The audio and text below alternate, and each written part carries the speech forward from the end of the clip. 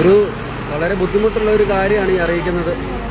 വളരെ സങ്കടത്തോടെയാണ് ഒരു ശിശുദിനമായിട്ടുള്ള ഇന്ന് 10ഉം 50ഉം പിള്ളേരായിട്ട് വന്ന വാഹനമാണ്. നിങ്ങളത് കാണണം. വാഹനത്തിൻ്റെ ബാക്കിലെ വീല് പൂർണ്ണമായിട്ട് ഊരിപ്പോയേക്കാണ്. പൂർണ്ണമായിട്ടും 2 വീല് ഊരി പോവാന്ന് പറഞ്ഞാൽ നിങ്ങളൊന്ന് ആലോചിച്ച് നോക്കുക. ഇത്രയും കുഞ്ഞുങ്ങളെ ആയിട്ടാണ് ഈ വാഹനം ഇവിടുന്ന് വന്നുകൊണ്ടിരിക്കുന്നത്. തണ്ണീർമുക്കം ബണ്ടിൽ ഒരു തലനാരിഴയ്ക്കാണ് ഈ കുഞ്ഞുങ്ങൾ രക്ഷപ്പെട്ടിരുന്നത് കായലിലേക്ക് പോകാതെ. ഇതൊക്കെ ഒരു സ്കൂൾ മാനേജ്മെൻറ്റിൻ്റെ അല്ലെങ്കിൽ നിങ്ങളൊന്ന് ചിന്തിക്കണം. നമ്മുടെയൊക്കെ കുഞ്ഞുങ്ങൾ ഇതുപോലെ സ്കൂളിൽ പോകുന്ന കുഞ്ഞുങ്ങളെ ആയിട്ട് പോയ വാഹനമാണ്. 2 വീല് ഊരിപ്പോവാന്ന് പറഞ്ഞു കഴിഞ്ഞാൽ എന്താ നമ്മളതിനകത്ത് പറയുക? നമ്മൾ ആൾക്കാർ പ്രതികരിക്കണം. സ്കൂളിൽ പൈസ ഫീസ് 2000-ഉം 3000 രൂപയും കൊടുത്തിട്ട് കുഞ്ഞുങ്ങളെ ബസ്സിൽ വിട്ടിട്ട് വീട്ടിലിരിക്കുന്ന മാതാപിതാക്കൾ എങ്ങനെയാണ് വിശ്വസിച്ചിരിക്കുക? എന്ത് കാരണത്തിലാണ് വിശ്വസിച്ചിരിക്കുക? ഒരു സ്കൂൾ ബസ്സാണ്, വർഷങ്ങളോളം പഴക്കമുണ്ട്. അവർ തട്ടിയും മുട്ടിയും പെയിൻറ്റും അടിച്ച് സ്കൂൾ ബസ്സാണെന്ന് പറഞ്ഞ് കുഞ്ഞുങ്ങളുടെ നിന്നും മാതാപിതാക്കളുടെ നിന്നും പൈസ വാങ്ങിക്കൊണ്ടാണ് ഇങ്ങനെയുള്ള കാര്യങ്ങൾ ചെയ്യുന്നത്.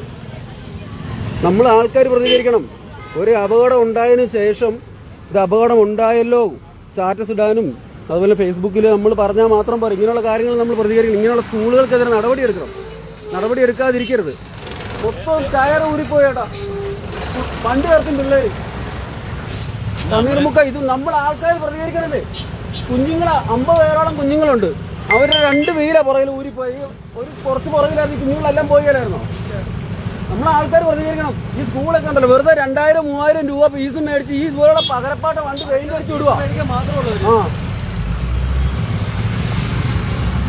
ആൾക്കാർ പ്രതികരിക്കണം. പ്രതികരിക്കുക വേണ്ടേ? കാണുന്നവരെല്ലാം മാക്സിമം ഈ സ്കൂളിനൊക്കെതിരെ നിയമ നടപടി എടുക്കണം. നിയമ നടപടി. 10-20 കുഞ്ഞുങ്ങൾ എന്ത് വിശ്വസിച്ചാണ് വീട്ടുകാർ നമ്മൾ സ്കൂളിലോട്ട് വിടുക?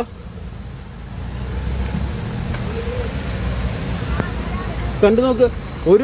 ഒരു തലനാരിടയ്ക്ക് ഇച്ചിരി അങ്ങോട്ടും ഇങ്ങോട്ടും മാറി നിന്ന് ഈ കുഞ്ഞുങ്ങളെല്ലാം കായലിൽ പോയാനെ. 2 വീല് പുറകിൽ ഊരിപ്പോയാടിയാ.